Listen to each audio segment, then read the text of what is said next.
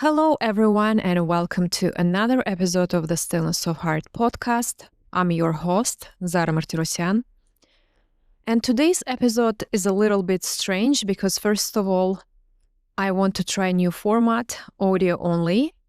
So please let me know if you are fine with it, if you prefer me to do audio only, or if you would like me to continue with video as well. And secondly, because today's topic is a little bit of an impromptu one. I wasn't planning to talk about it, and the timing is a little bit strange. However, this topic has surfaced in my energetic space in the last couple of weeks. Hence, I've decided to go with it. And today's topic is, what is love? What is love as a noun? And what it is to love as a verb. And I know that St. Valentine's Day is still 3 weeks away, so maybe I'm a little bit early talking about this. But let's see where today's episode takes us.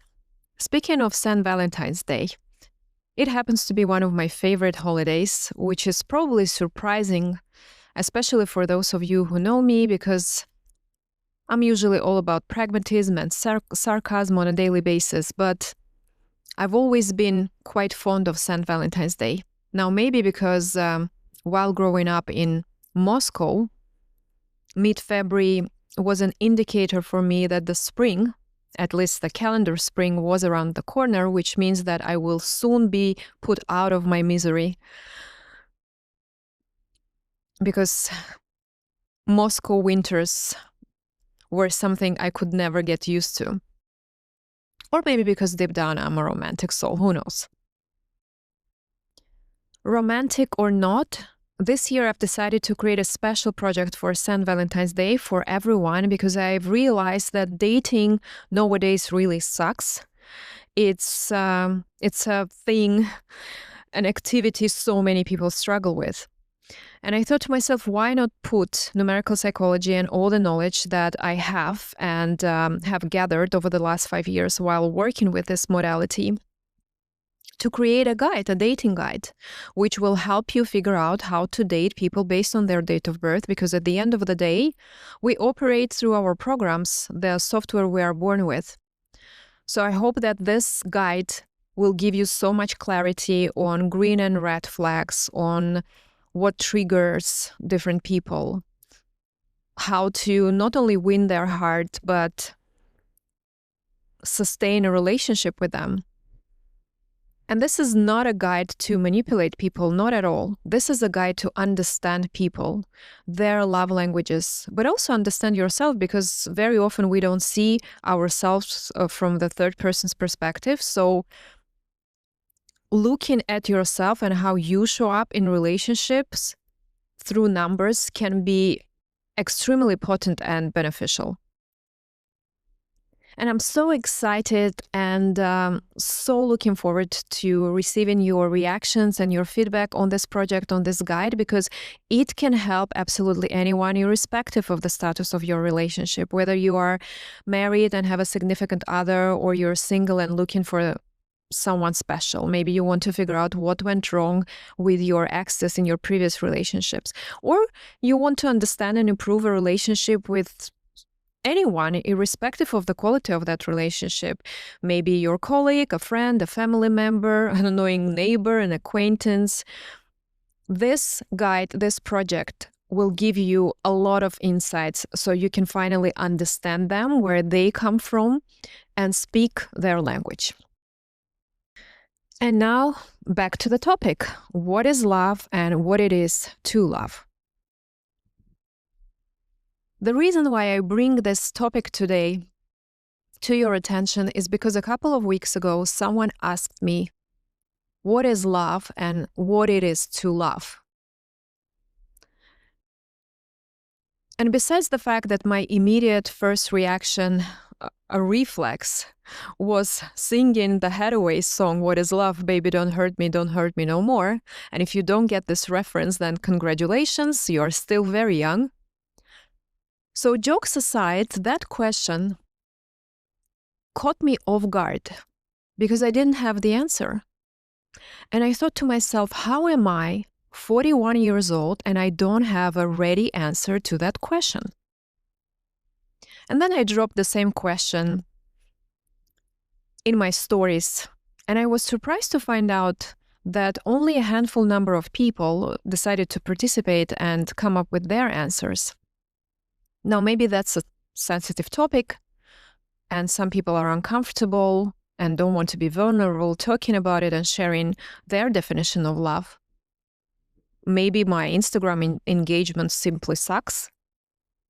Or maybe they, too, all those other people that usually do participate in my questionnaires, in my surveys, ignoring it this time, did it because they didn't have the answer just like I didn't. So I started reflecting and pondering on this question to find the answer. And here is my answer. And before I give it to you, please feel free to share yours. What is your definition? What is your understanding of love as a noun and love as a verb in the comments?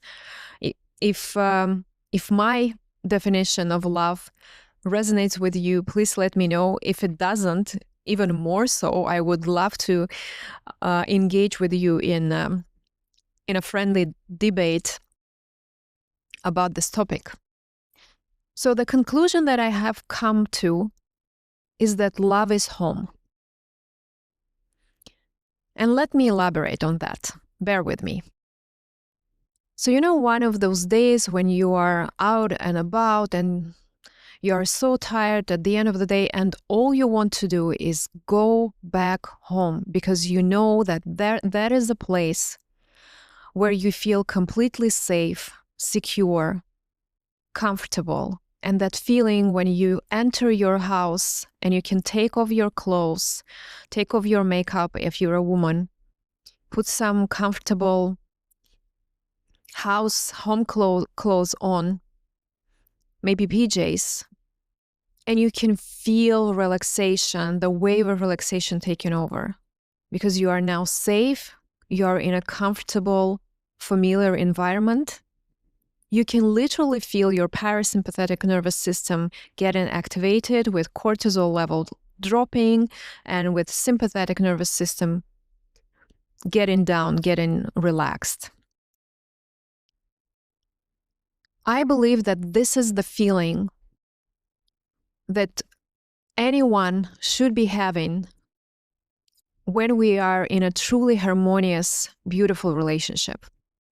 Now, of course, there are various shapes and forms of love.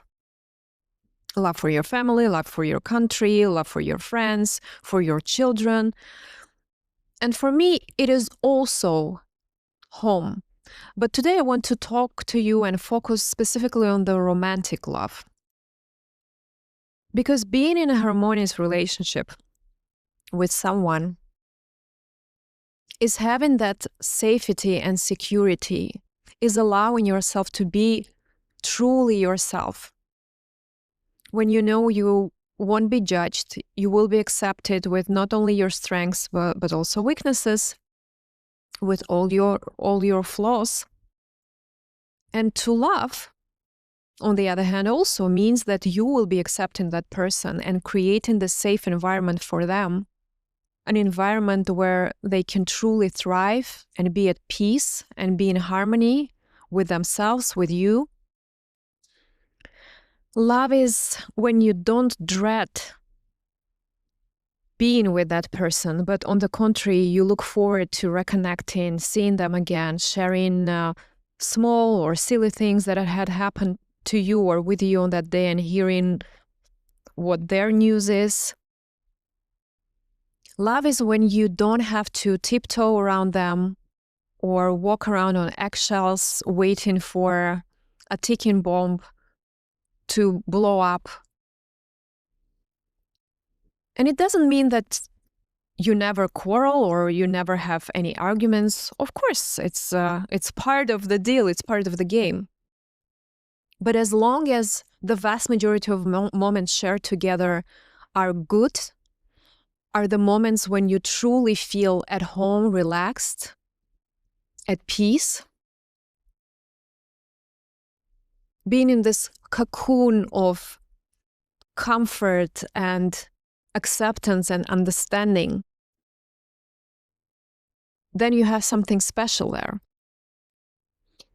And of course, on the other side, on the opposite side of this unity, true, genuine connection, harmony, lies a rather unpleasant situation. And I have come to the conclusion upon reflecting, and of course, to a certain degree, dissecting my previous relationships, that some of the most terrible fears and situations anyone can find themselves in while being in a relationship with someone is the feeling of utter loneliness.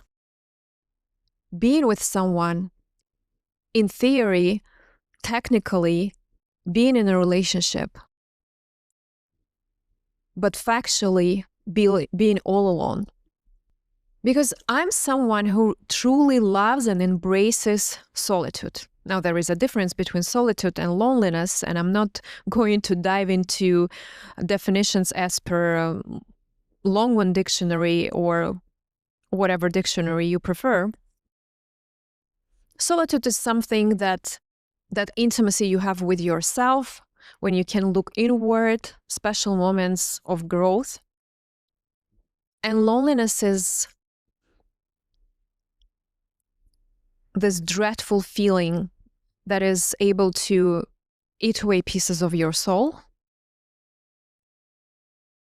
And I think being alone, being single, being by yourself, enjoying solitude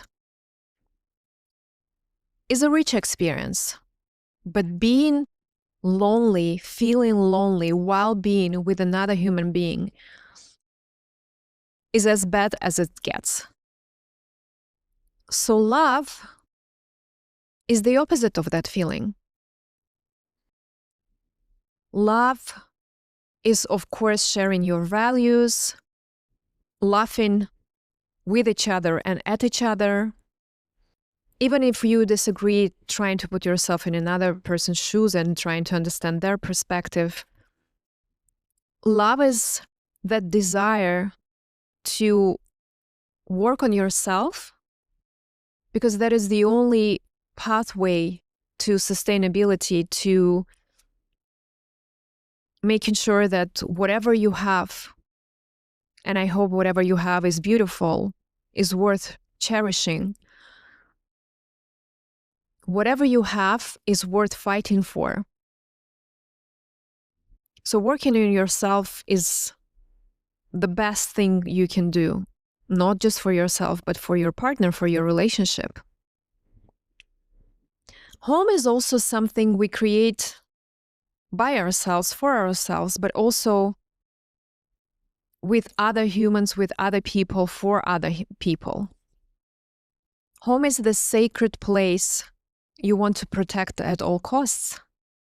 By the way, another illustration of that longing for home is when you travel around, and even if you stay in one of the best hotels, a 5-star hotel, a luxurious one with fantastic service, food, what have you, at some point, you really miss your home. You really want to go back home and sleep in your own bed and be around things and items that are familiar, that are dear to your heart. You know, in therapy, we use the term called ego states room. It's a safe place where you as a client feel safe, protected, comfortable, and absolutely in control. And this is exactly the feeling that any one of us should be having when we are at home. And that home, I don't mean a specific place, a specific apartment, a specific house. For example, I have a couple of places in the world where I feel this way, and it has nothing to do with a title deed. You may be renting, you may be visiting your family members where you are so welcome that you feel at home. And that definition of being at peace and giving peace to someone else and receiving peace from the other person is a true magic.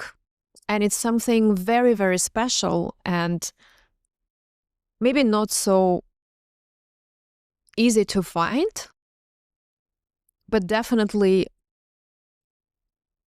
doable. You can find it. And what's more important, not only you can find it, you can sustain it, you can build it, you can preserve it.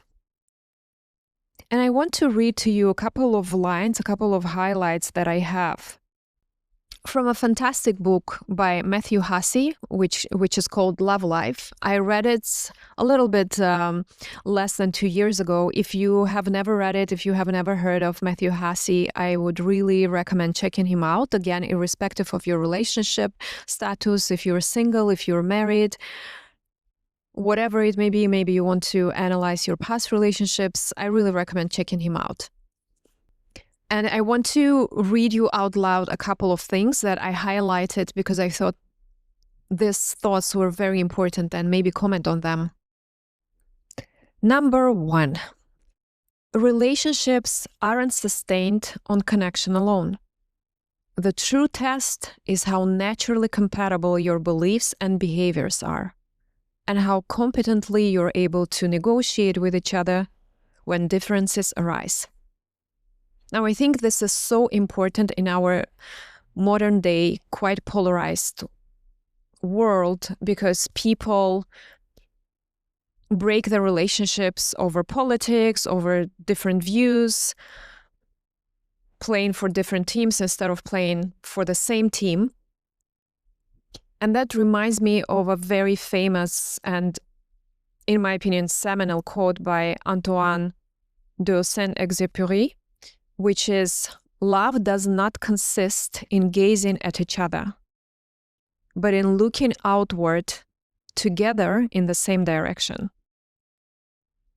Number 2, if your relationship gets worse when one of you speaks the truth, you're in the wrong relationship. And it reminded me of a situation in one of my previous relationships when I confided in him, and instead of getting support, and mind you, it wasn't anything with regards to him or the relationship between us. It was something completely different, like related to a third party. But his reaction, the way he judged me and even insulted me instead of showing support, was really hurtful. And it was one of the biggest red flags that were just out there in my face. And of course, that I should have taken into consideration immediately and ceased that relationship. But that's another story. Number 3, I believe that the right person can only be the right person when it's 2 people choosing each other. As much as you may have loved someone, and as incredible as they may have been, if they don't choose you, they cannot be your true dream relationship. Now, I think so many of us need to print out this phrase, this statement, and stick it on our fridges. Seriously, the best remedy for disillusionment. Is there such a word? Number 4. I love this one. Let's stop evaluating the intensity of pain as an indicator of love.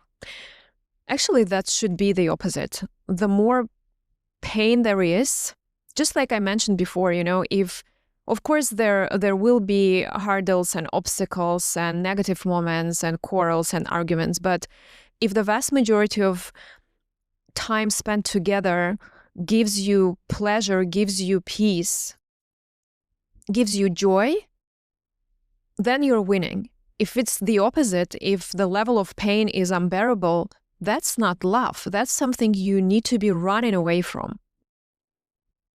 Number 5. Now, I think this is super important because being there, done that.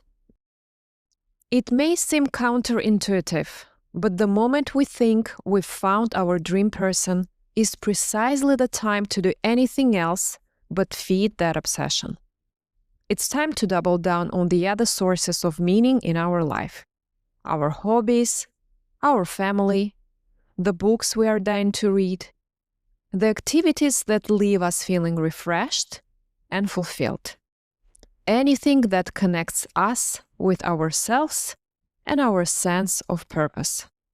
As embarrassing as it is for me to admit, I used to be one of those people who would abandon everything, stop their life once they enter a new relationship.